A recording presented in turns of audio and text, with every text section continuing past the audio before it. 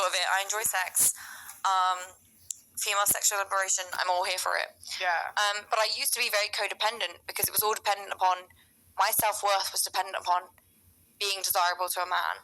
And I got to a point in like late 2020 where I was like, I don't want to do that anymore because I've either been undervalued or underappreciated. And I ended up in relationships where I thought the men were my league, but they didn't respect me. So then I dated men who were under my league, who adored me. But then I was like, you're not enough. Do you think maybe they were actually your league? Because like you can't say that someone was your league if they weren't able to commit to you. Like your league is who you can get to commit to. See, this is what I mean, which is very toxic.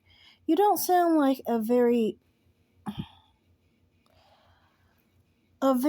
normal-minded individual, okay? A person who is of a healthy mindset does not tell people, for example, if you are able to get people who are physically abusive, verbally abusive, mentally abusive to you, that's all that you deserve, right?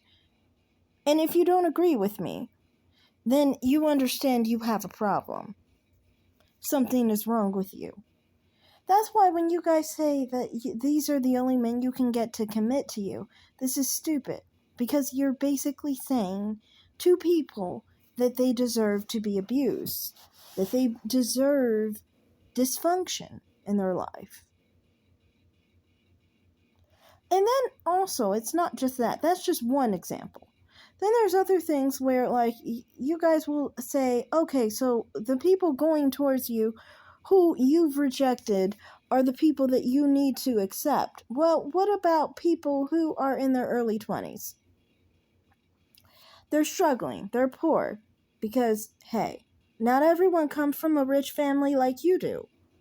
I mean, you sometimes, in my opinion, just Pearly, seems to think from a mindset of her own and only her own. And it's like, okay, I think you come from a Christian family, you come from a richer family, you come from a white family. Let's just be honest. These are things you come from. This is your background. Do you know what it's like to be Muslim? Do you know what it's like to be poor? Do you know what it's like to be another ethnicity? Do you know what it's like to not be around mainly white Americans? Do you know what it's like to be around mainly not Americans?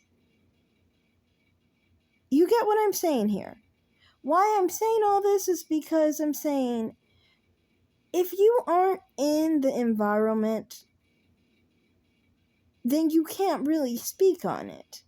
You're only talking about your own personal environment. When you are in an environment where you, at least your culture, is the majority, that helps with that whole thing of commitment in itself. If you are the majority in religion, that helps with commitment as well. This doesn't mean that one is better than the other. It doesn't. No, it doesn't mean that at all. It just means that sometimes, for example, if you're Muslim, you may not want to commit to someone who's Christian. Christian might not want to commit to someone who is Muslim. Does that mean that they are on different levels, like one's better than the other? No. That's not how it is. I don't think people are better, like one has a better culture, one has a better religion. I don't think of it that way. Well, I mean, I might be biased on this since I am a Muslim myself, but I'm not talking like that doesn't define the person. Let's just say that. But my point is that, you're saying that commitment means that you are not able to you are basically what others are who approach you. Well, what about, are you what your environment is? That's my question. Because I mean, like someone who's in their early 20s, who's poor, who's struggling at a poor job, a lower menial job, they are in college. You mean to tell me that the people at their job are people who are in the same place in life as they are. People who have failed in their life, people who have to, who are older, who have had children, who have chosen drugs, who have chosen prison in their life. They're in the same position and in the same frame as a college student who works at the same job, who lives in the same neighborhood, because they can afford the same things as the other individuals in the same economic bracket. No, you can honestly say that most of the people that they interact with are not in the same boat as them. But for some reason, what you're saying here is that those people are somehow basically supposed to give those people the time of day. That college student should be giving a crackhead the time of day because they work at the same job. They are in the same neighborhood. These are the main people that they interact with. So the main people that approach them are going to be these type of people, right? You're saying the main people that approach you, the main people who will have interest in you at that capacity are the people who are obviously living a life of bad choices, of which that college student may have not chosen. That college student could be someone who is religious. They could be saving themselves for marriage. They could be someone who doesn't do drugs, doesn't drink, doesn't smoke cigarettes. Okay, what if they live in an environment, not even a college student for that matter? Think if you live in a city that's mostly a party town, for example. You live in a party town. This party town, most of the people in your age bracket are, they do other extracurricular activities like drinking, smoking, drugs, depending on the individual.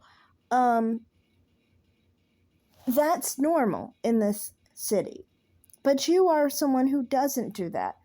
Do you think you're going to have common interests with someone who is into that type of lifestyle? No, it's not compatible. So just because you're around a lot of people that are like that, because that's the environment, does that mean that's you? See, that's what's annoying to me about these arguments. It's so flawed. Like, if you just question your argument a little bit, it falls apart. That's how you know that's not a real argument. It's just a tactic and a thing that you use to associate with certain people, which may have worked for those people. Maybe that's appropriate for those people, but you can't say that's the case for everyone. You definitely can't say this is the case for men. Many of the time with men, the objective is to always devalue the value of the woman so then they can make less effort. That's always the case. So you can see this because you see this with men where there'll be a situation where they complain about fat women, they complain about promiscuous women, right? They complain about older women, right? They complain about all those characteristics. Then you have someone who's virgin, who doesn't have children, who is under 25, who, obviously isn't promiscuous, doesn't have any of that baggage or any of the issues that they're complaining about. And then they're going to find something, even though they're skinny, even though they fit all the characteristics that they're asking for, they're going to find something to go after that person on, to devalue the value of the woman. Because at the end of the day, what they want is to deflower the woman for a cheap price. That's basically it. And they act like it's almost like a cost if the woman is of a high value. Basically, if a woman is of a high value, the objective is to make her a low value, so then you can have easy access to her. That's just what it is. Because if it wasn't, then how come you always try and find something else other than those things you bring forth? All those complaints that you bring forth from a person who has a history of not having any of those issues.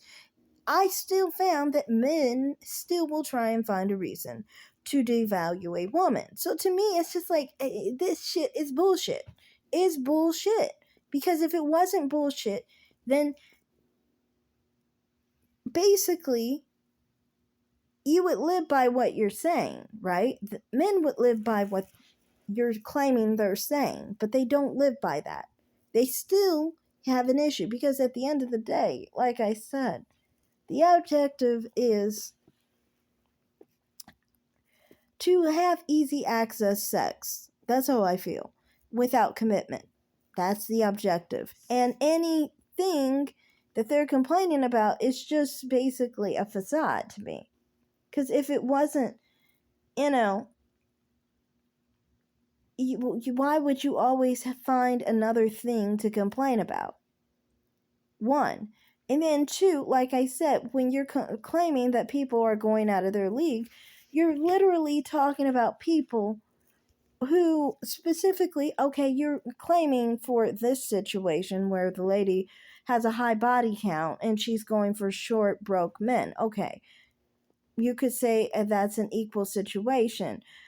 But that's not always the case. It could be a certain person who is high earning, a person who doesn't have all that baggage, but another person who is maybe, like I said, at a menial job, who has some kind of problem. They have children, or they have a past, or they have drugs or something in their life that's problematic. And they are obviously at a lower rank than a person who is high earning, who doesn't have those problems. So to me, I'm like, you are saying that people are who approach people are automatically qualified to be considered simply because they approach the individual is ignorant and stupid. And it's coming from a perspective, I think, of you being in your personal small bubble and not actually realizing that people have different backgrounds. People have different experiences than personally you or your girlfriends that are very similar to you, let's just say. Okay, so that's all I have to say on that, okay? One other thing I wanted to address was also, when we talk about value, also, this is also another interesting thing to me. Because you're saying high body count, but you do know that people are not walking around with a number on their back, right? So no one knows anyone's body count, and no one knows who's telling even the truth about their body count, for that matter. But a major thing is, people assume people's body counts. So the lady you're talking to can have her body count assumed to be very low compared to someone else who might have a much lower body count than her. Say, for example, on the cross-racial expectations, many of the time black women are assumed to be more promiscuous. So you're basically, if a black woman is a virgin, for example, she will be assumed to have had more of a body count, a larger body count than specifically the person you're talking to. So when we're talking like this, it's kind of stupid because you're saying like, oh, you have a body count that's higher, so you are valued at a lower level. But someone who has a low body count is supposed to be valued higher, right? But that doesn't work that way because of assumptions of people. Many of the time, someone with a lower body count, because of assumptions made on them, will actually have an assumption that they have a high body count. This is why this whole idea of body count actually working or meaning anything it doesn't really help anything. It doesn't really change anything because at the end of the day, the assumption is still going to be that the body count is high. Unless that person has had sex with you, in the case of someone being a virgin, and in sometimes other cases too. But I don't like to get into that because there are too many ramifications there. Anyway, as far as being a virgin, unless the person is with you and it's taking your virginity, no one knows that you're a virgin in the first place. So the assumption is going to be that certain women are not virgins and have high body counts without even knowing anything about that woman. So, I mean, body count matters. How is body count going to matter when the assumption already is that your body count is high before you've even had sex? I don't get that. That's why this whole argument is just like, to me, I'm like, well, that doesn't really matter. And when I was a virgin, I honestly felt like, well, that doesn't really matter on that regard. To me, more virginity mattered because, I mean, it's the best way to avoid single motherhood. It avoids, STDs, things for your personal life, it matters. But when you're talking about how other people perceive you, no, that's got nothing to do with it because most of the time they're going to assume you're promiscuous anyway. So, I mean, that doesn't really matter, Actually, honestly, that whole aspect of it was very annoying and has always been annoying for someone with a low body count because if people assume you have a high body count and you're not getting any of that fun in, you got all the ramifications that anyone with a high body count has, but you didn't get any of the fun of it. So you got the worst end of that situation. Just saying, especially as a person who doesn't really see a body count that's high as a problem personally, only on the health level and obviously as far as having children or anything like that. Obviously play safely, guys. But yeah, to me it's just like, I think when you guys talk about things like this with body count, talking about the fact that, oh, if someone approaches you, that they are specifically someone who is at your level, when they clearly don't know anything about you, and the way they live their life is totally incompatible to the way you live your life. So you can't say that they're actually eligible when they don't even live the same lifestyle you live. You're not compatible enough to even hang out with for a moment because they live a life that is antithetical to your lifestyle. So I just wanted to point that out there, because like I said, that argument of if people are willing to have interest in you, those are the people valid or eligible to be with you is stupid. It just is. It's stupid because if you guys don't live compatible lifestyles, you can't say that they're obviously eligible. You are living in an environment, personally, where most of the people in your environment live a similar lifestyle to the lifestyle you live. But not everyone lives that lifestyle. Many people live a lifestyle where they are in an environment that is not, that the people in that environment aren't living the same lifestyle as you live. And therefore, being in some kind of committed relationship would never be possible. Not even a hookup would be possible with individuals like that. Because, like I said, even a moment around that type of individual is antithetical to the lifestyle you live yourself. So thanks for watching. Like and subscribe, comment down below, and have a great day. Bye.